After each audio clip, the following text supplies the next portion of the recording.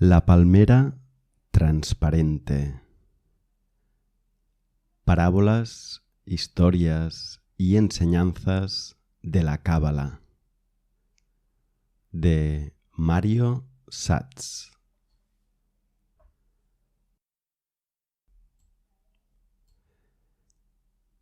El justo florecerá como la palmera. Salmo 92, 12.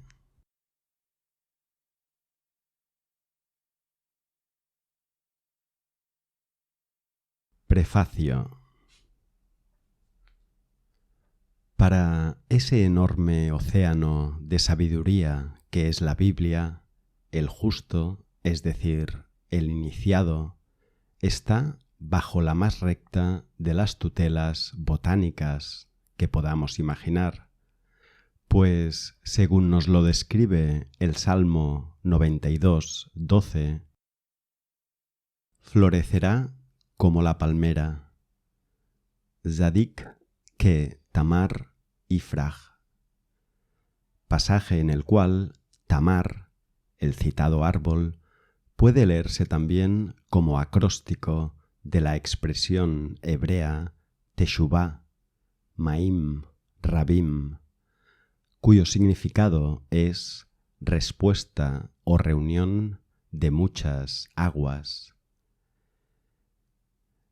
Entre esa metáfora arcaica, cuyo origen se pierde en la noche del Neolítico, y el palmeral que ahora mismo ondula en el oasis, sitio fértil donde los haya, reverbera un locus paradisíaco al que, real o figuradamente, siempre se ansia volver, pues el ser humano no sólo tiene sed de agua real, sino también de maravillas, incluso si tales prodigios se hallan dispersos y escasos en el vasto desierto de los espejismos, antiguos o actuales. Las dificultades nunca arredran a los auténticos buscadores, y la vocación de una vida más alta y noble es constante. Ya lo dicen los sufíes: donde hay aguas puras, hombres y pájaros se reúnen a beber.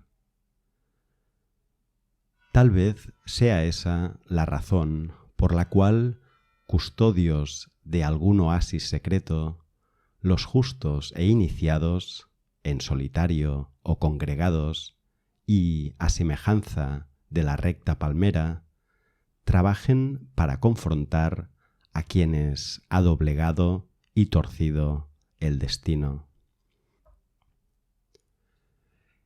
En las márgenes del Nilo, en Egipto, Rempet, la rama de palmera, aludía al tiempo cíclico, a las generaciones que se sucedían unas a otras, pero también era emblema del dios Ge, personificación de la eternidad, modelo de un período inacabable que se renueva una y otra vez a sí mismo.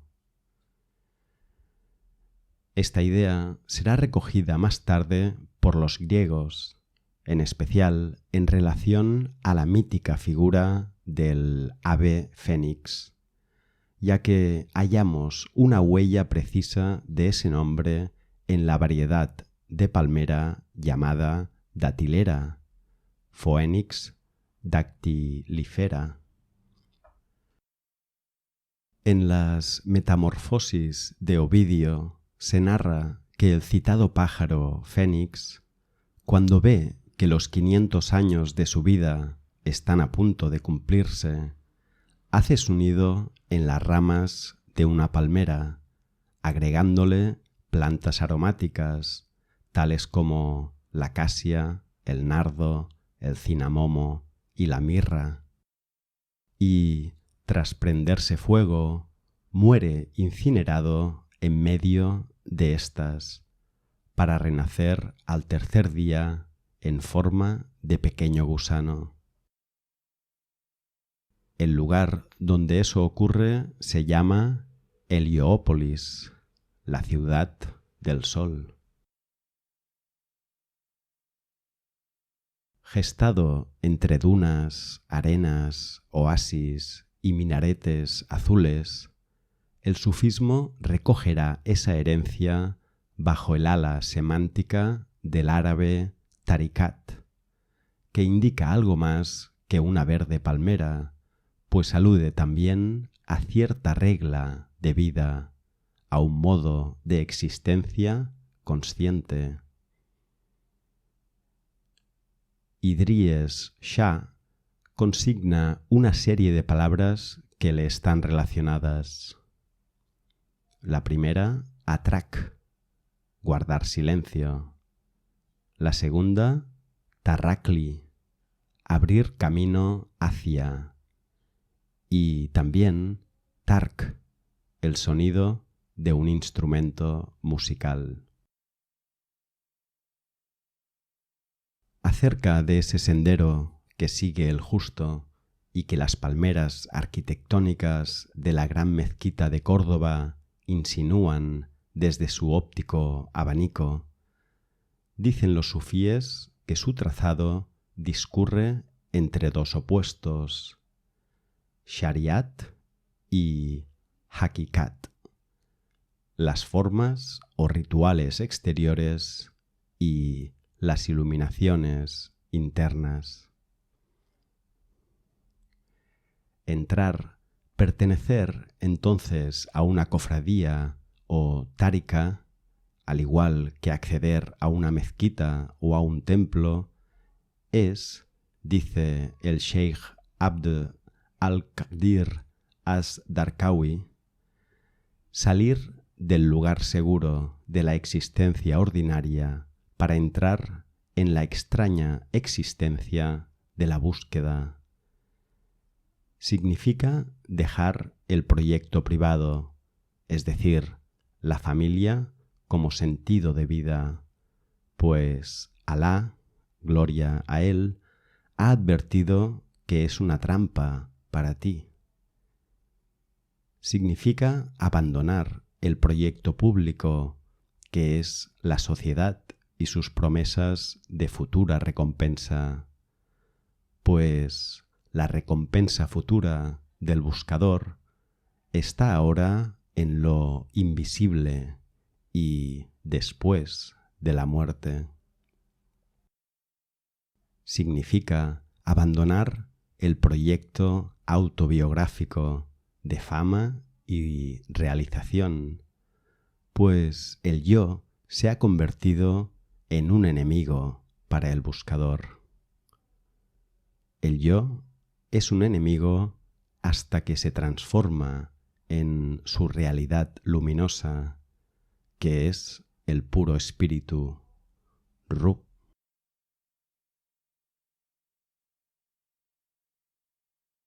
El origen de la voz tárika lo hallamos en el acádico daragu, con el significado de seguir un camino, buscar unas huellas y rastrearlas.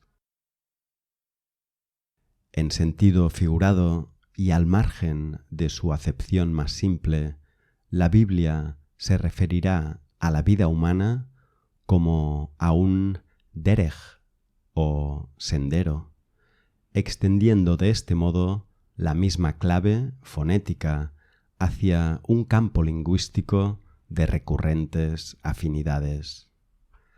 La universalidad de este símbolo es tan grande y tanta importancia tiene en él la rectitud, el ángulo de 90 grados al que el tronco de palmera presta imagen, que hasta lo hallamos al citado ángulo en un sitio en el que no es frecuente ese árbol.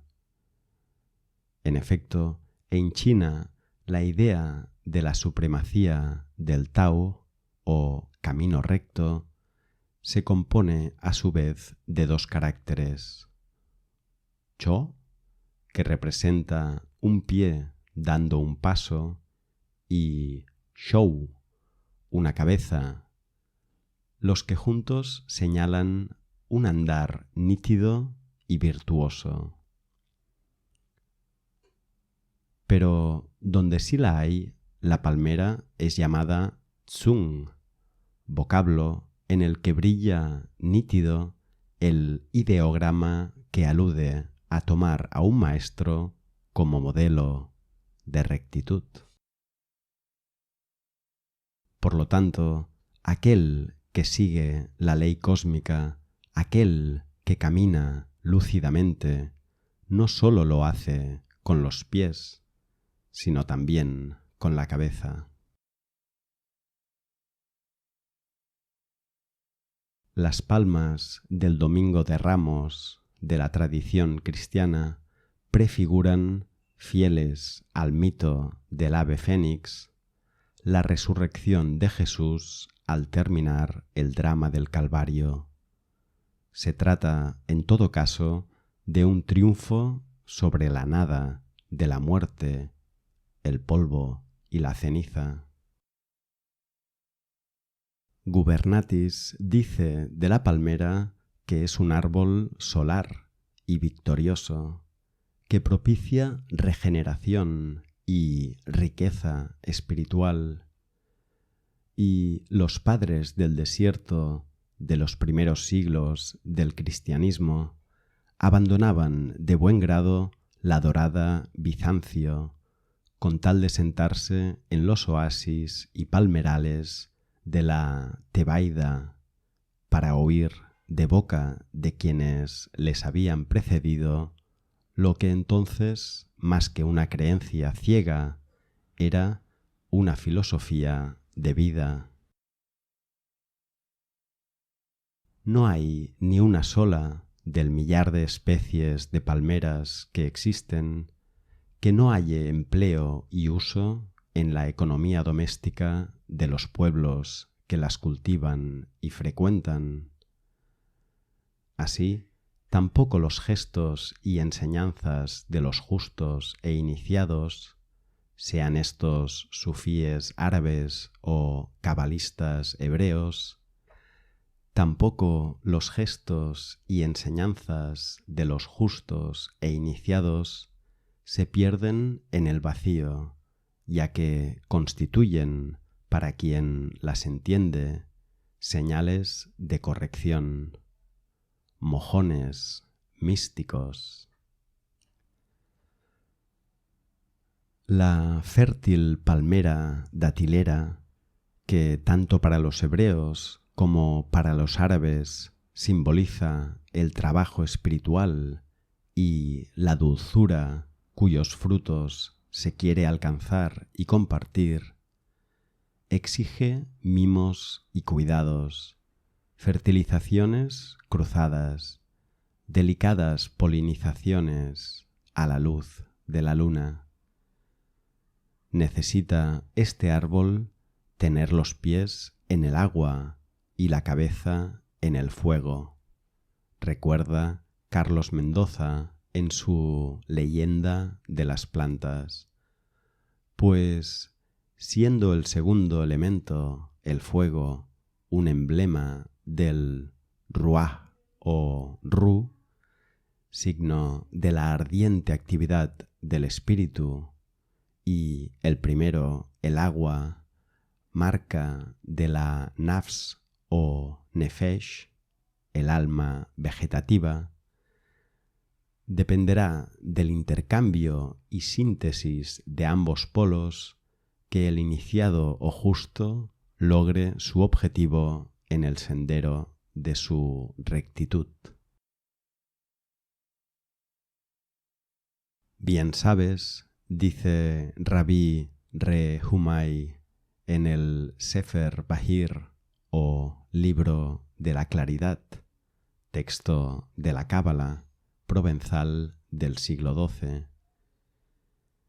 Bien sabes que Tamar, la palmera, contiene a veces el principio masculino y a veces el femenino, pues su rama central, el lulab es masculina y masculino es su fruto desde el punto de vista exterior, aunque por dentro sea femenino. Asombrado de tal portento, entonces el maestro se interroga: ¿es posible eso?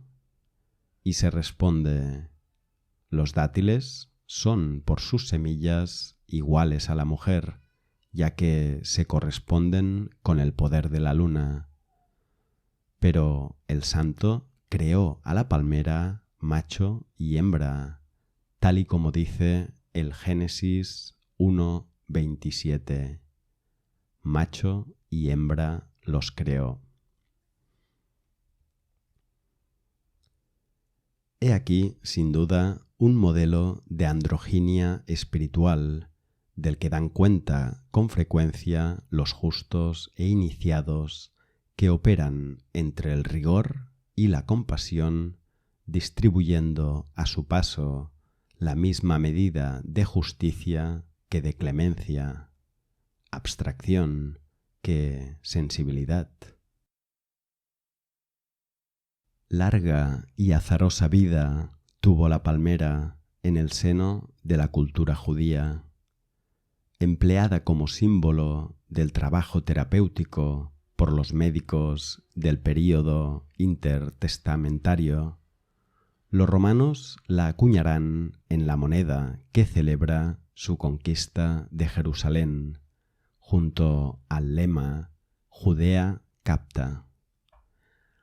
Allí, inclinada sobre la tierra, la figura de una mujer llora el destino aciago de su pueblo, un destino que habría de ser, en este trágico siglo, un infierno de hornos crematorios en los que arderían millones de almas inocentes, escribas y maestros, talmudistas y exégetas, pero también niños prodigios y músicos, eruditos y madres, abuelas y adolescentes, culminando así casi 2000 años de persecuciones, desprecios y vejaciones, sin que por ello el pueblo de Israel se decidiese a abandonar ni por un instante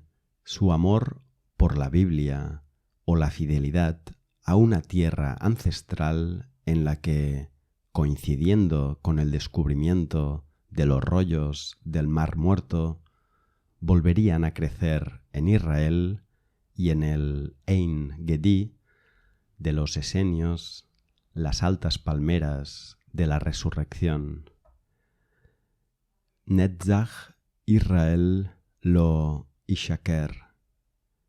La eternidad de este pueblo, su profundo deambular, su dispersión y su genio, el empleo que hace de la Torá como ábaco de multiplicar milagros y verdades, espejo anímico y tabla de salvación en el naufragio de los siglos, dice el proverbio, no será desmentida.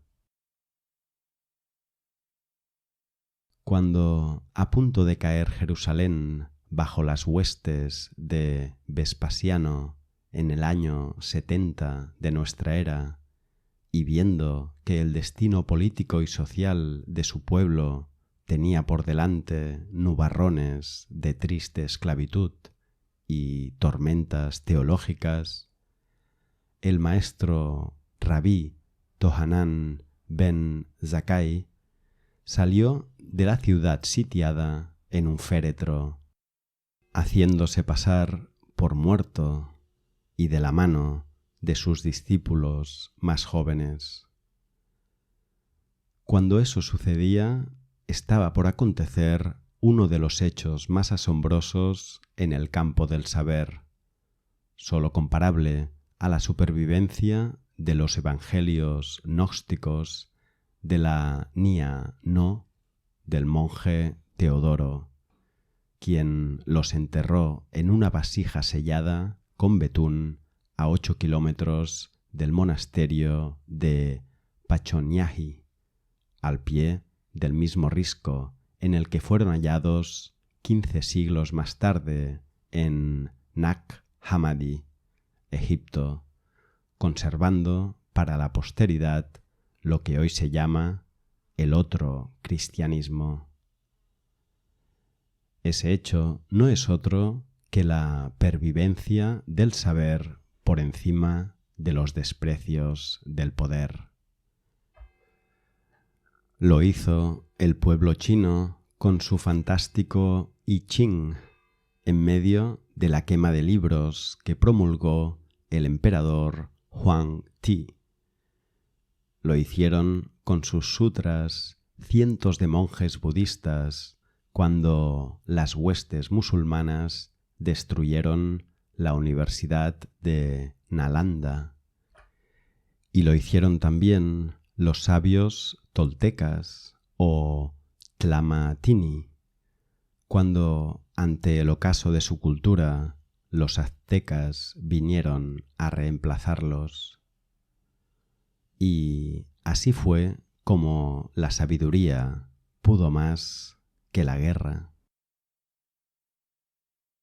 Llevado por los suyos ante el general romano responsable del asedio de Jerusalén, Rabí Yohanan ben Zakkai emergió del féretro como por arte de milagro ante el alucinado Vespasiano y le solicitó permiso para fundar una academia, una pequeña escuela en la que estudiar y poder enseñar la Torá.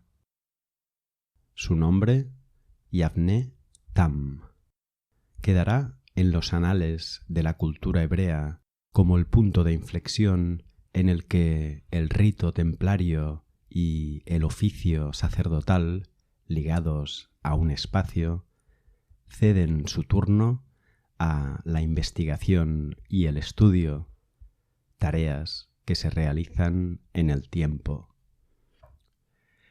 Es de Yavne, cerca de la costa mediterránea, de donde surgirán los rabinos y escribas encargados de formalizar la antología bíblica unos 40 años después de la destrucción del Templo de Jerusalén. Es en Yavne donde se discute si incluir o no el Cantar de los Cantares, texto que tanta importancia tendría para la mística nupcial judía y, posteriormente, cristiana.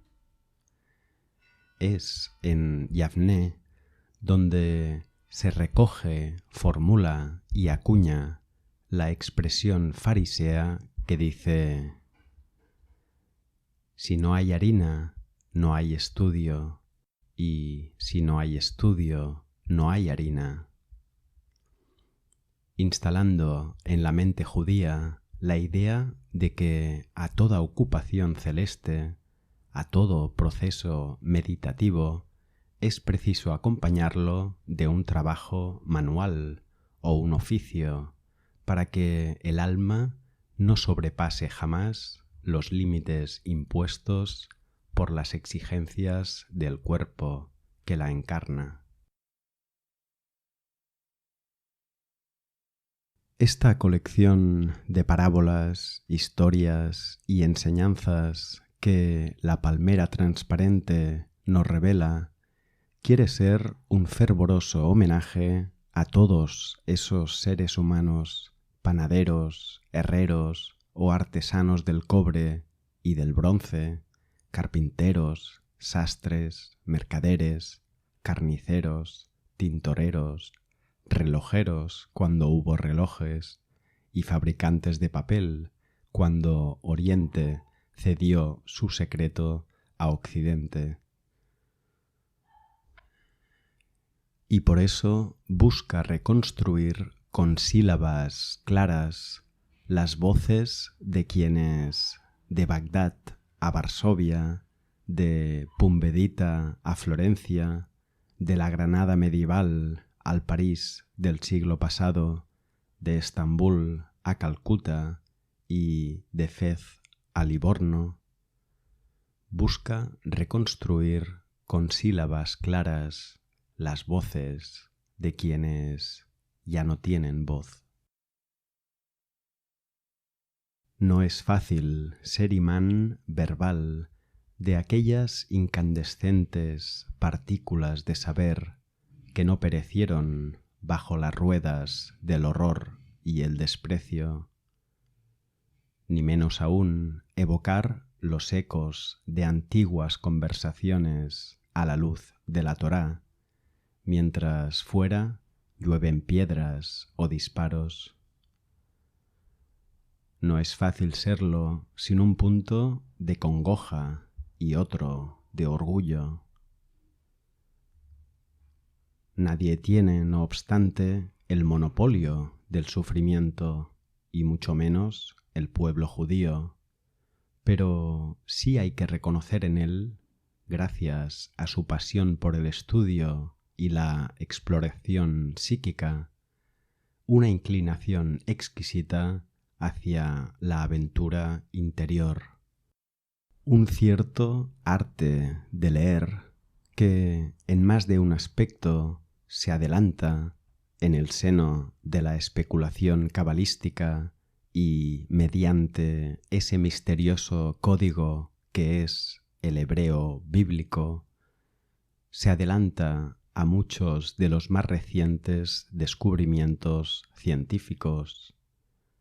El holograma, la teoría de los fractales, la resonancia mórfica de Sheldrake o la idea física de las supercuerdas que parece dar coherencia a las cuatro fuerzas del universo, de la ley de la gravedad a las energías nuclear, fuerte y débil.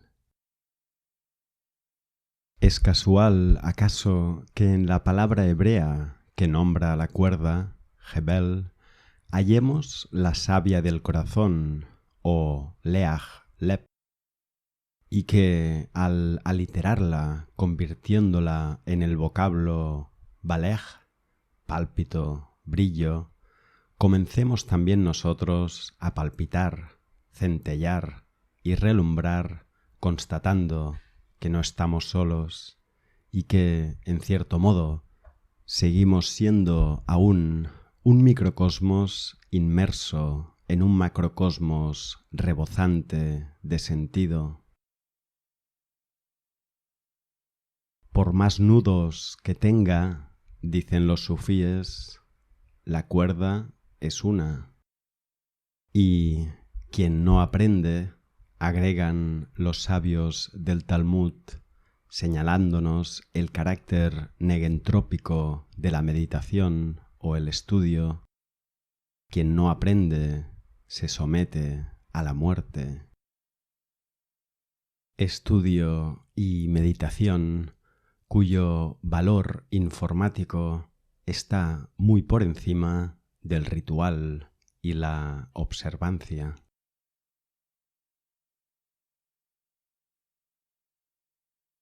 Existen sobradas pruebas para pensar que el libro del esplendor, o Zohar, obra cumbre de la mística hebrea y castellana del siglo XIII, es invención de Rabí Moisés de León. Invención o reconstrucción tanto da, pues si por una parte estamos seguros de que el maestro no trabajó en el vacío, sino rodeado de manuscritos heredados de los siglos que le precedieron, también lo estamos de que el Zohar alimenta ahora mismo a cientos o tal vez miles de seres que estudian sus páginas y penetran sus enigmas. Rabí Jesús de Nazaret dijo que nadie tiene poder sobre el espíritu, pues como el viento, éste sopla y va donde quiere, vive de la fuga, el retorno y el azar, al mismo tiempo que de la libertad de su vuelo y de la danza de sus giros. Así también, entre plasma y nubes de electrones, existen los personajes y actores de la palmera transparente, dando aquí y allá testimonio de su iluminación o de la gracia recibida, sorprendiéndose y sorprendiéndonos, asombrándose de que los recordemos y tengamos la paciencia de oírlos comentar sus hallazgos, libres en el cielo de la memoria colectiva, perviviendo más allá de las palabras y los silencios significativos. Cuando citas a un maestro, sostienen los rabíes, éste se da vuelta de gusto en su tumba. No estoy seguro de haberlos llamado yo a la teca oscura de mi escritorio, ni tampoco de haberlos convocado por casualidad a mis noches y mis días, pues si de verdad existe lo que nuestros sabios llaman Guli Gul Neshamot y Platón metempsicosis, si hay algo parecido a la reencarnación, tal vez hayan escogido visitar mi boca y pulsar mis manos para hablar de aquello que amaron, la Torá, su poesía y su música, sus claves ocultas y verdades reveladas.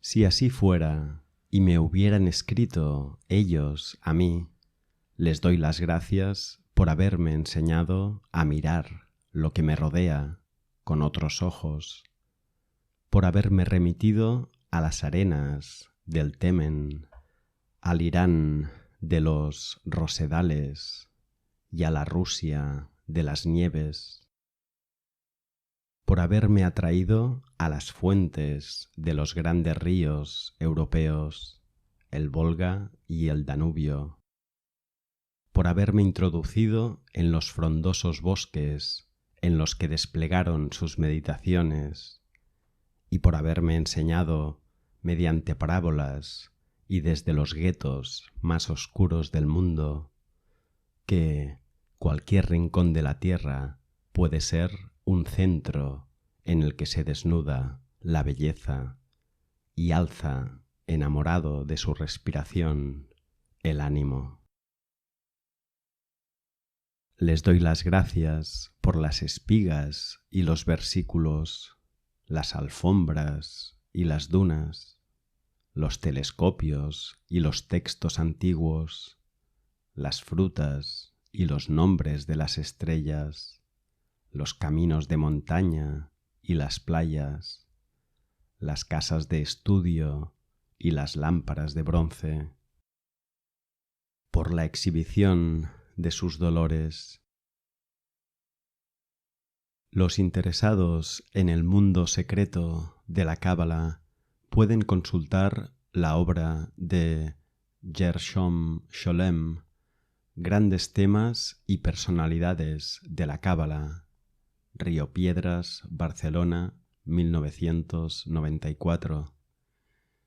The Encyclopedia of Jewish Symbols, de Ellen Frankel, Aronson, New Jersey, 1992. Y el ya clásico de Mosbe y de Lee, L'expérience mystique d'Abraham Aboulafia. Para la demografía judía en general, y desde el siglo I al XX, el Atlas de la Historia Judía, La Semana, Tel Aviv, 1974, y los 8 volúmenes de la Historia Social y Religiosa del Pueblo Judío, de Salo W. Barón, Paidós, Buenos Aires, 1968. Amén del extraordinario libro de Tudor Parfit, Las tribus perdidas de Israel, Gránica, Barcelona, 1995. El lector hallará en la palmera transparente ecos del pensamiento jasídico, pero también del Midrash y del Talmud, así como también semejanzas con la tradición sufí o el budismo zen. Estos parecidos no son deliberados ni tampoco casuales. Obedecen a las recurrencias arquetípicas que se dan en toda experiencia espiritual, auténtica y encarnada. Mario Satz, Valldoreix, diciembre de 1999.